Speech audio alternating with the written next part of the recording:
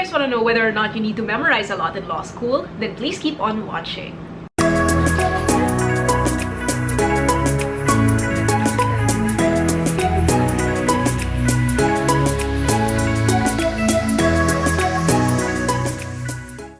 Welcome to my channel. I'm Tina. I'm a corporate lawyer in the Philippines. Sorry, my voice is a bit nasal today. I don't have coronavirus, just putting it out there, but I do have allergic rhinitis. Story of my life. So, this is the second episode of my law school / law profession related FAQ series, wherein I answer some of your recurring questions about law school and legal practice. My first video in this legal FAQ series was about whether or not you need to be good in English to go to law school. I will leave a link to that video down below if you guys are interested to check it out. But yeah, that being said, let's jump right into today's topic, which is about whether or not you will need to memorize a lot in law school. So if you guys want to know whether or not you need to memorize a lot in law school, then please keep on watching.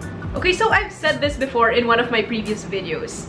Back in my day in law school, there would be some professors who would say, in law school, you don't need to memorize, you just need to understand. Now, to set the record straight, contrary to what all those professors said, that is so not true. In Philippine laws, whether criminal, civil, administrative, political laws, whether in your codals, and by codals I mean those little tiny books that you see law students carrying around, those refer to codified laws of the Philippines. That's what I mean when I say codals. So yeah, whether in your codals or whether in jurisprudence, and by jurisprudence I just mean case law or cases, whether in codals or in jurisprudence, there are so many enumerations and elements which you as a law student have to know. Your knowledge of these enumerations and elements will be tested number 1 in law school via midterms and finals, of course, number 2 during the bar exam, and number 3 in law practice. And clearly, the point here is that you can't just understand an enumeration. You actually do have to memorize it. There's just no way around it. You really will have to memorize sometimes, and that is the truth of the matter.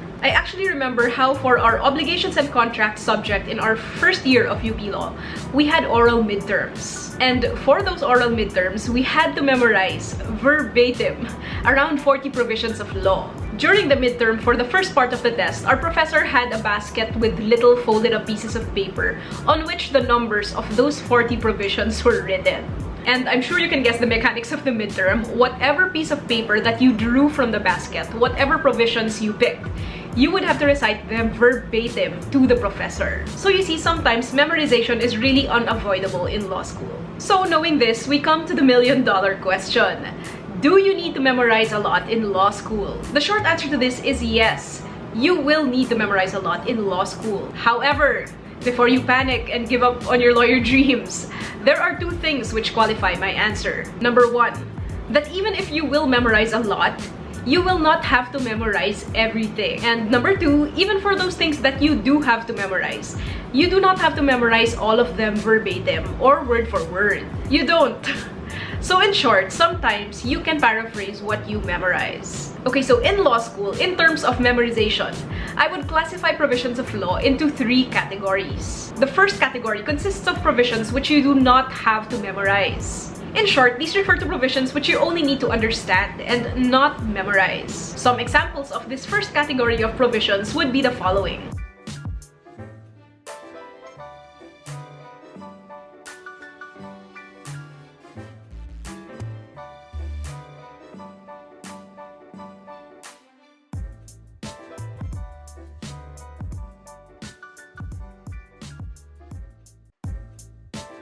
Now, the second category of provisions consists of those provisions which you still have to memorize, but you don't have to memorize them verbatim or word for word. In short, these are provisions which you must know, but it's okay if you change their wording or if you paraphrase them when you memorize them. Some examples of this second category of provisions would be the following.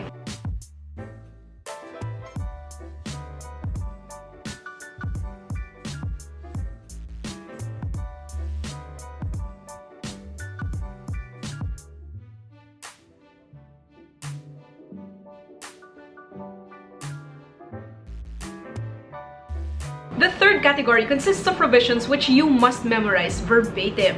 Ito na talaga yung hardcore memorization. For these types of provisions, it is not recommended that you try to paraphrase them pa or try to reword them before you actually memorize them. In short, it is suggested that you memorize them word for word. As in, as you see them, that's how you memorize them. Now, these are the types of provisions that you memorize straight from your book to your brain. So talagang as you see it in your book, straight to your brain. Here are some examples of that third category of provisions.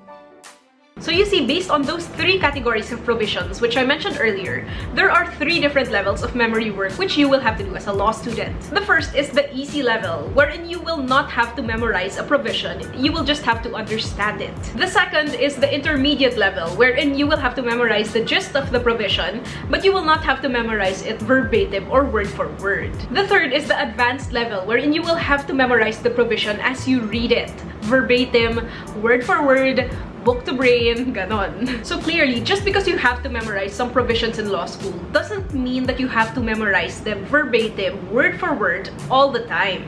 There are some people kasi who think na, basta sinabing memorize, that means verbatim na agad, like word for word. Like for example, if the phrase says, a quasi-judicial agency or body is an organ of government other than a court and other than a legislature, then some people think that you have to memorize exactly that. As in, without any opportunity for you to change the wording or to shuffle around the wording a bit according to your liking. But as I explained, just because you have to memorize something does not mean that you have to memorize it word for word. For some of these provisions, you still have the liberty to rephrase them, to rearrange them, to reword them, or to revise them before you actually put them in your brain. So I think it's pretty clear that there are different degrees of memory work that you will have to do in law school, which is very good for law students whose brains are filled to saturation point. So I have a few tips for you guys who are thinking of entering law school but are afraid, because now you know that you will have to memorize sometimes. Okay, here's my first tip. Now, I've mentioned this before in my, I think it was my law school study tips video, but I will mention it here again because it's incredibly important and incredibly basic. My tip is that before memorizing anything, make sure that you understand first what it is that you're supposed to be memorizing. This is so important. Remember, comprehension first before memorization. So before even attempting to memorize something, make sure that you understand it first. If you try to memorize something without having understood it first, it's very, very likely that your memorization of that thing will be very, very short-term and very, very superficial. As in, 2 days after you memorized it, wala na. Goodbye. It's out of your brain, never to be seen again. Now, I know the mentality of law students when we're studying. We think, ay punyeta, ang dami ko pang aaralin. I have so much coverage to finish. I shouldn't bother wasting my time trying to understand an enumeration or a provision before memorizing it. But trust me, if you dive headfirst into memorization, if you try to blindly memorize something without having understood it first, magiging sobrang shallow and sobrang superficial ng retention nyo. Sure, maybe right in time for class the next day or the next couple of days, you would be able to recite what you memorized. You would be able to remember it pa. But you would have to re-memorize it again during midterms, again during finals, again during bar exams, just because your retention was just that shallow. It's always better to take that extra bit of time to make sure that what you're studying, you are depositing in your long-term memory. Take note that during the bar exam, some questions can actually be answered purely by memorization. As in, some questions will directly ask you what is written in that provision of law, exactly as it appears in that law. So, you can see that it's really important to retain long-term what you memorized. So, when you're studying in law school, take that little bit of extra time to really understand what you're reading. And then, memorize. My second memorization tip is to use mnemonics. To you guys who are already law students, I know that you guys are not strangers to this at all. Alam na alam nyo to, no doubt. A mnemonic is basically any learning technique that will help you retain and retrieve information in the human memory. For example, let's use something that I'm sure all of you guys would know, which is PEMDAS. We all know that solving math problems should be done in the following sequence: parenthesis, exponent, multiplication, division, addition, subtraction. We know that by taking the first letter of that sequence, you end up with the letters PEMDAS. That in itself, PEMDAS, could be your mnemonic. But if you want to take it a step further, if you want to make it even catchier so that it's even easier for you to memorize, then you can transform it into something else. You can transform PEMDAS into "Please excuse my dear Aunt Sally." Now, based on my experience, taking the first letters of an enumeration or the first few letters of an enumeration is really the most common mnemonic used by law students. For example, let's say you have to memorize an enumeration and the first letters of that enumeration are RSVLP. Law students would commonly memorize that enumeration by taking the first letters of that enumeration, so RSVLP. If you find that random jumble of letters difficult to memorize, then you can always add a second letter. So instead of RSVLP, you can make it Rasabelo pa, just so that it has a bit more recall. Sorry guys for the shifting lighting, it's cloudy outside and it's around 4 p.m. so very erratic lighting, sorry about that. A great reviewer which already has mnemonics is Sanbeda Red Notes. Some of you guys who are OG know that I have been consistently mentioning Sanbeda Red Notes since some of my earliest videos. They are just that good. I will really vouch for Sanbeda Red Notes through and through because, my god, I think they're one of the most important materials which made me pass the bar exam. I also talk about Sanbeda Red Notes in my video on bar exam tips. My next memorization tip is, if you don't have to memorize something, don't. Let's be practical here. Your brain is finite. Your brain can only take so much studying, right? In a night, a week, a month. That's why minsan natutulog na lang yung mga law students, right? Sinasabi nila, pagod na ako, ayoko na. Tulog na ako, bahala na. So my point here is that when you're studying, you must use that brain capacity only for what you really need. Whenever you have the chance to choose between understanding something and memorizing something, then always choose to understand rather than to memorize. Of course, like I mentioned earlier, there are some provisions which you really will have no choice but to memorize. But what I'm saying here is that for those provisions which you do not have to memorize, don't do it. If understanding a provision is enough for your purposes, then don't memorize it anymore. Memorize only those provisions which you know cannot be simply understood. For example, the most common things which a law student cannot just understand but actually has to memorize, no going around it, are enumerations and elements under the law. Clearly, just understanding that enumeration will not suffice, and you know that. You know that in your exam in law school, your professor is going to be asking you an essay question wherein you will have to recall each and every item of that enumeration. So obviously, there's no way around that one. You will clearly have to memorize. But otherwise, don't. Just understand.